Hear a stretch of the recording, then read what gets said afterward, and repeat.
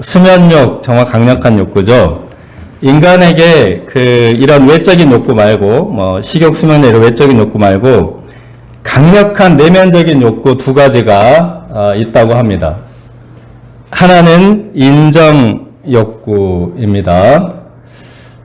인정받고 싶은 마음, 엄청난 욕구라는 것이죠. 나머지 하나는 좀 이따 말씀드리겠습니다. 우리 이제 반려동물을 기르는 분들이 강아지나 고양이가 사랑과 인정을 못 받아서 삐친 사진, 이런 사진을 좀 올리고 하는데, 우리 마음을 잘 반영하는 것 같습니다. 인정 욕구에 대한 그런 마음.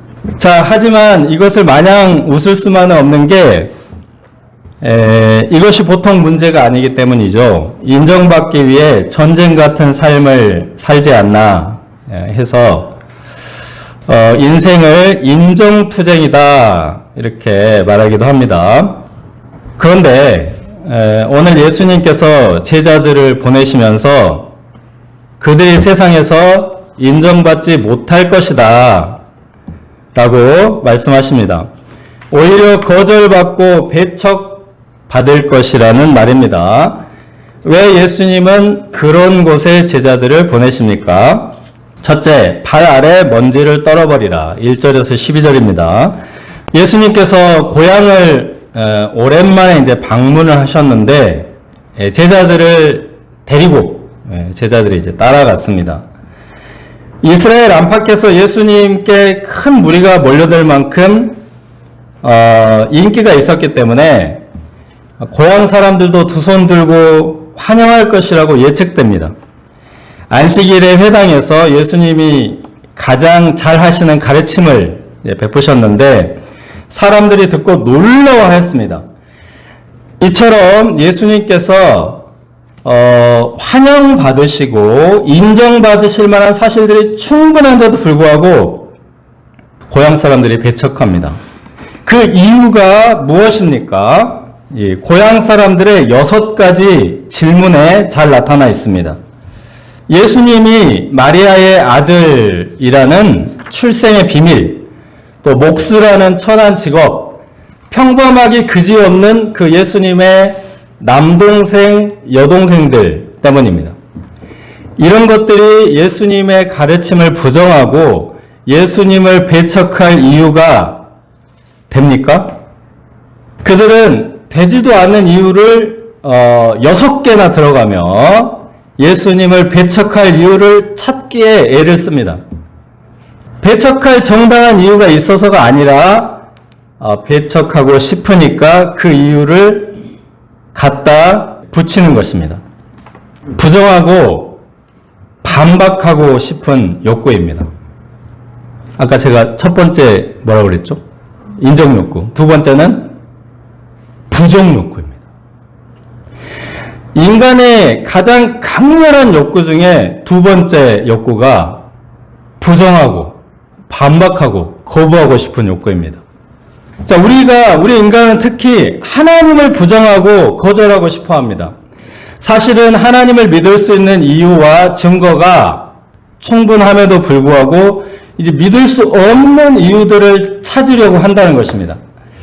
로마서 1장 20절에 창세로부터 그의 보이지 아니하는 것들 곧 그의 영원하신 능력과 신성이 그가 만드신 만물에 분명히 보여 알려졌나니 그러므로 그들이 핑계치 못할지니라. 예수님의 고향 사람들도 예수님의 가르침을 듣고 놀랐습니다. 이 사람이 받은 지혜와 그 손으로 이루어지는 이런 권능이 어찌 됨이냐? 이 사람이 어디서 이런 것을 얻었느냐? 어디서 얻었을까요? 예수님이 가난한 목수였는데 유학파 출신도 아니고 또 엘리트 바리새인의 제자도 아니라는 것이 분명하죠. 그렇다면 이 모든 것이 하나님께로부터 왔음을 알 수 있고 예수님께서 세례 받으실 때 그 갈라진 하늘에서 내리신 성령으로부터 예수님의 가르침과 예수님의 권능이 왔다라는 사실이 분명합니다. 선지자가 고향에서는 존경을 받지 못함이 없다. 다시 말하면 이제 고향 사람들처럼 사사로운 선입관, 사사로운 이 편견을 내려놓으면, 고향 사람들과 같이 되지 않으면 반드시 예수님을 존경하고 영접하게 될 수 있다. 네, 고향 사람들 대다수가 배척했는데요. 그 중에 소수의 사람들이 예수님을 배척하지 않고 소수의 병자들이 안수받고 나음을 받았습니다. 이처럼 예수님을 영접하고 믿기만 하면 병고침의 기적을 경험할 텐데 믿지 않음을 이상하게 여기셨습니다. 보통은 다수를 이상하다고 생각합니까? 소수를 이상하다고 생각합니까? 소수가 이상하다 이렇게 생각하죠. 그렇지만 반드시 그렇지는 않다는 것을 보여줍니다. 소수가 정상이고 다수가 이상할 때도 있다라는 사실을 보여줍니다. 예수님께서 고향 사람들에게 배척받으시는 모습은 제자들에게 보여주고 싶은 모습은 아닐 것입니다. 그럼에도 불구하고 예수님이 배척받으시는 그 모습을 제자들에게 일부러 보여주셨습니다. 이것은 세상에서 배척받을 제자들에게 이제 예방주사를 놓는 것과 같습니다. 요한복음 15장 18절에 세상이 너희를 미워하면 너희보다 먼저 나를 미워한 줄을 알라. 말씀하셨습니다. 자, 이제 7절에서 13절을 보시면 예수님이 제자들을 세상에 파송하십니다. 자, 12제자를 둘씩 총 6팀을 보냈습니다. 한 명씩 보내면 12팀 아닙니까? 둘씩 보냈기 때문에 절반이 뚝 잘려서 6팀밖에 안 돼요. 6팀밖에. 그러니까 둘씩 보내신 것은 여러 팀을 보내는 것보다 작은 팀이라도 두 사람이 가는 게 낫다. 이 두 사람의 이점 때문입니다. 잠언 4장 9절 말씀을 보면, 자, PPT 잠깐 보세요. 말씀 보면은 한 명 한 명이 각각 일하는 것보다 두 사람이 힘을 합해서 일하는 것이 훨씬 많은 일을 이룬다는 것입니다. 그러니까 한 사람이 하는 일 더하기 한 사람이 하는 일은 두 사람분 일이 되는데 두 사람이 같이 일하면 두 사람분 이상의 일이 된다. 여기 이제 잠언 말씀 의미입니다. 두 사람 보냈습니다. 그래서 두 사람은 증인의 숫자입니다. 신명기 19장 15절에서 두 사람이 증언하면 그것은 확실하다, 진실이다. 이제 이런 말씀을 하고 있습니다. 두세 명이 말하면 한 사람이 말하는 것보다 훨씬 신뢰가 가기 때문입니다. 마태복음 18장 19절을 보면 두 사람이 합심하여 기도하면 하나님께서 더욱 귀를 기울이시고 들어주신다는 것입니다. 그러니까 한 사람이 기도하는 것보다 두 사람이 기도하는 것이 낫다. 증인들이 배척을 받는다고 했습니다. 두 사람이 가면은 배척 받는데도 굉장히 좋습니다. 전도하다가 배척과 거절을 당할 때 두 사람이 서로 위로하면 쉽게 그 거절의 상처를 빨리 극복할 수 있습니다. 두 명을 함께 보내시는 것은 여러모로 신의 한 수입니다. 예수님께서 파송하는 제자들에게 주신 것과 주시지 않은 것이 있습니다. 주신 것은 더러운 귀신을 제어하는 권세, 기름을 발라 고치는 권능, 그러니까 예수님처럼 권위 있게 가르칠 수 있는 그 가르침을 주셨습니다. 이 세 가지 모두 무형의 가치들입니다. 보내신 자들에게 주시지 않은 것들도 있습니다. 그러니까 지팡이 짚고 신발 하나 신고, 이것은 완전히 기본 복장입니다. 기본 복장. 이거 외에는 아무것도 갖지 말고 아무것도 챙기지 말라고 하십니다. 그러니까 양식이나 돈도 없이 가라고 하셨기 때문에 단 하루도 자기 힘으로 먹고 살 수 없습니다. 누군가가 전도자를 영접하고 대접해 줘야만 살 수 있습니다. 이것은 어디 가서 아쉬운 소리에서 밥 한 끼라도 얻어 먹어라 이런 말이 아니고 오히려 전도자가 가진 것, 즉 복음에 대한 자부심을 가지라 라는 뜻입니다. 자, 이렇게 빈손으로 보내는 거, 이런 파송 방식은 페르시아 제국이나 로마 제국이 지방의 관리를 파송하는 것과 같은 모형입니다. 그 제국에서 둘씩 지방의 관리를 임명할 때 둘씩 보냈습니다. 총독, 서기관. 이스라엘 지역의 관리를 보낼 때는 총독하고 제사장을 보냈죠. 그곳에서 가서 세금을 받아서 먹고 삽니다. 국가 공무원이니까 자기 비용으로 먹고 자고 입고 하지 않고 그 지역에서 공급을 받습니다. 우리가 지난 가을에 그 에스라 느헤미야 말씀에서 볼 때 제국의 관리들을 꼭 두 사람씩 언급하죠. 누구죠? 르훔과 심세 이런 식으로. 네. 도비야와 산발란 이런 식으로. 네. 그리고 한 사람은 꼭 서기관이라고 붙이면 서기관. 네, 2명씩 이렇게 임명하고 유대 지역에는 수룹바벨과 여호수아 이렇게 두 사람을 보냈죠. 그리고 이제 그 다음 총독 느헤미야를 보냈을 때 에스라 이런 식으로 두 사람씩. 이 전도자는 이 제국 총독과 같이 위엄과 권위를 가진 자들이기 때문에 영접받고 대접받을 자들이므로 빈손으로 보내신 것입니다. 제국의 황제가 지방의 관리를 파견했는데 그들을 배척하면은 반역에 해당합니다. 네, 그러므로 그 전도자들을 배척하는 것은 심판을 자초하는 일입니다. 거절과 배척을 당할 때 먼지 한 톨만큼의 미련도 가질 필요가 없다. 먼지를 떨어버리려. 이런 말입니다. 미련을 갖고 아쉬운 것처럼 매달리면 하루만 영접해 주실래요? 하루만 재워주실래요? 이러면 이제 빌어먹는 사람처럼 천하게 여겨질 수 있습니다. 영접하지 않는 자들에게 먼지를 떨어버리는 이 행위는 이스라엘 랍비들의 전통입니다. 신구약 중간기에 아수르부터 이제 제국이 시작됐죠. 제국시대. 엄청나게 큰 지역이 하나의 통치 시스템, 이게 제국인데, 아수르, 바벨론 제국, 페르시아 제국, 헬라 제국, 이렇게 계속 제국, 그 다음에 로마 제국, 이렇게 제국을 거치면서 거의 하나가 됐죠. 한 나라처럼 됐어요. 근데 이곳에 그 빨간 점들이 유대인들이 흩어져서 살던 곳입니다.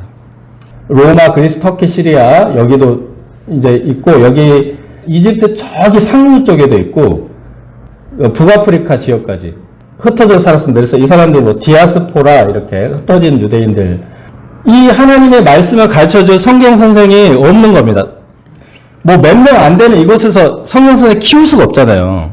그래서 유대인 랍비들이 이런 곳을 여행을 하면서, 그러니까 세계 여행을 하면서 그 회당에 가서 율법을 가르치고 왜 예루살렘까지 순례를 와야 되는지 가르친 겁니다. 요게 지금 손님 영접하는, 이 선지자 영접하는 모델입니다. 이때 율법 교사들은 자신들을 영접하지 않고 하나님의 말씀 배우기를 가치없게 여기는 그 유대인들의 지역을 나오면서 발에 먼지를 떨어버렸습니다. 율법을 배우지 않는 자, 또 율법 없이 사는 사람은 그 저주받은 자로 여겼기 때문에 랍비들이 먼지를 털어버리는 그 행위의 심판을 경고했습니다. 이렇게 하면 대부분이 배척하는 세상에서 전도자들이 입에 풀칠이나 할 수 있겠습니까? 그러나 예수님이 고향에서 그러했던 것처럼 소수의 사람들이 영접하고 대접을 하였습니다. 12절 13절을 보면 영접한 자들은 귀신도 쫓겨나고 병도 고침을 받았습니다. 이 말씀을 보면은 예수님의 파송은 전도를 해서 숫자를 늘린다라는 것보다는 이 영접하는 소수의 사람들을 구원하는 것에 가깝습니다. 그러므로 대다수에게 배척을 받는 것은 당연합니다.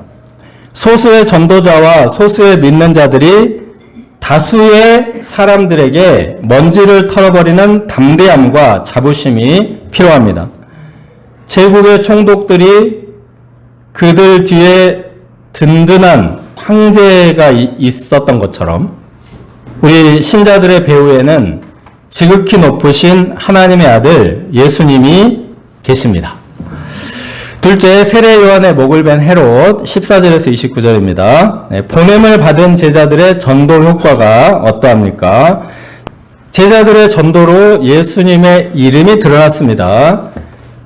선지자 중 레전드에 해당하는 엘리야가 나타났다 이렇게 말하는 사람도 있었고, 헤롯 왕은 자신이 목을 벤 세례 요한이 부활했다 확신하고 두려워하며 떨었습니다.